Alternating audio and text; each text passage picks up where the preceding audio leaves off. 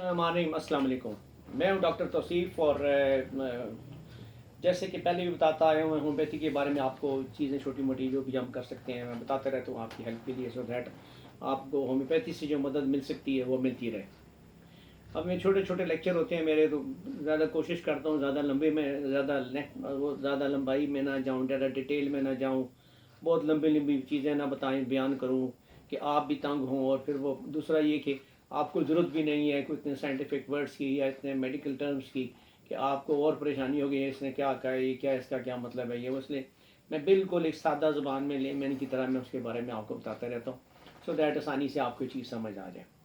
अब पिछले दिनों जो मैंने लेक्चर दिए हैं मतलब कई दफ़ा जेहन में नहीं रहता, लेकिन बहरहाल आपके पास अवेलेबल होंगे सारे, आप उसमें देख सकते हैं जो भी आपका प्रॉब्लम है, आप उसको जो अमराज में मर्ज़ में है वो आप उस मर्ज़ के बारे में उसमें से मेन चीज़ों को दवाइयाँ शवाइयाँ आप उसमें सब चेक कर सकते हैं। होम्योपैथी के पॉइंट ऑफ व्यू से जो भी आपकी हेल्प हो सकती है उसमें से आपको मिल जाएगी इंशाल्लाह। तो सर आज का मेरा टॉपिक है बर्थ कंट्रोल के बारे में। अब ये बड़ा मतलब है कि डिफरेंट चीज़ है, बड़ी मुश्किल चीज़ भी है कि बंदा गया कि नहीं ये होम्योपैथी में भी पॉसिबल है। उनमें चलो उनके पास तो हैं कि दवाइयाँ हैं ऐसी, काफ़ी इंजेक्शंस भी आ चुके हैं मार्केट में, एलोपैथी में काफ़ी कुछ आ चुका है बर्थ कंट्रोल के लिए।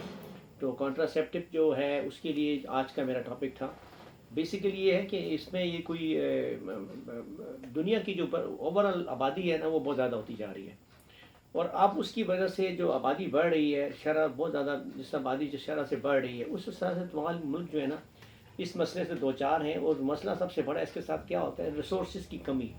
क्योंकि अगर आपके आबादी बढ़नी शुरू हो जाएगी तो साथ में लाज़मी बात है उनके जो रिसोर्स उनको आपने प्रोवाइड करने हैं, मतलब उनको आपने खाना खिलाना है, उनकी गंदम, उनकी रोटी, उनका उनका बाकी सारा कुछ जो आपने बंदोबस्त करना है, तो लाज़मी बात है आपको वो भी प्रोडक्शन उस हिसाब से बढ़ानी पड़ेगी।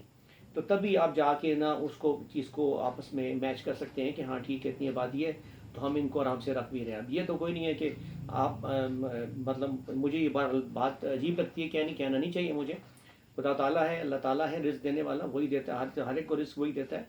लेकिन एक छोटी सी मिसाल मैं ये देता हूँ सबके कि देखें, अगर आपके पास आपके 10 बच्चे हैं या आपके 8 बच्चे हैं और आपकी इनकम 5,000 रुपये या 10,000 या 20,000 या 40,000 रुपये भी है, तो 5 बच्चों को पालना, उनको संभालना, उनको अच्छे तरीके से उनकी परवरिश करना, मेरा ज़ाती ख्याल में भी ये काफ़ी मुश्किल काम होता जा रहा है।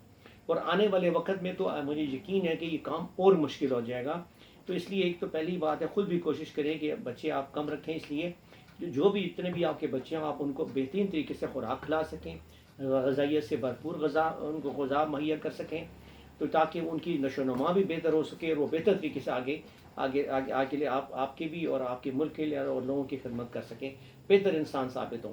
बजाय इसके कि आप 10-15 बच्चे पैदा कर लें और उसके बाद आपके पास पैसे के लिए, खाने के लिए पैसे ना हो, और फिर आपके लिए प्रॉब्लम्स होंगी, ना उनकी पढ़ाई अच्छी होगी, ना उनके आप कपड़े बंदोबस्त कर सकेंगे, ना कुछ और कर सकेंगे। बारह ये मैं इसलिए नहीं कह रहा कि नहीं आप, लेकिन ये मैं ओवरऑल बात कर रहा हूँ कि इस चीज़ पे हमें ज़रूर नज़र रखनी चाहिए और तवज्जो देनी चाहिए इस चीज़ के ऊपर हमें।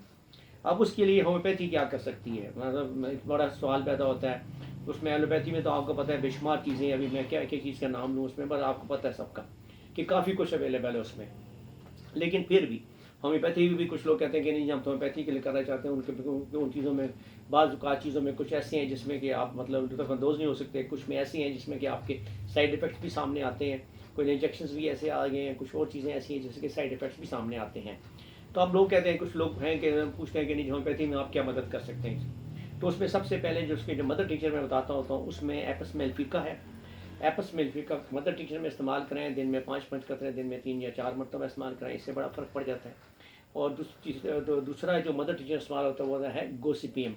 गोसिपियम क्यू जो है ये भी इस्तेमाल कर सकते हैं आप, दिन में 10 या 7 कतरे, दिन में 3 मरतबा ले सकते हैं। थोड़े पानी में ले लें, इससे बड़ा फ़र्क पड़ जाता है, क्योंकि इससे पीरियड्स के उसके ऊपर बड़ा फ़र्क पड़ता है। सो उससे ऑब्वियसली फिर ना वो एग बन सकता है ना कुछ और होता है, तो वो फर्टिलाइज नहीं होता और आपस में वो नहीं होता, तो ये इस्तेमाल हो सकते हैं। उसके बाद उसकी मेन मेडिसिन होम्योपैथी में इस्तेमाल होती है, उसमें सबसे जो ज़्यादा इस्तेमाल में आती है दवाई वो है नेट्रमेट 200 पोटेंसी में। नेट्रमेट 200 पोटेंसी में दें, इससे भी हमल नहीं ठहरता।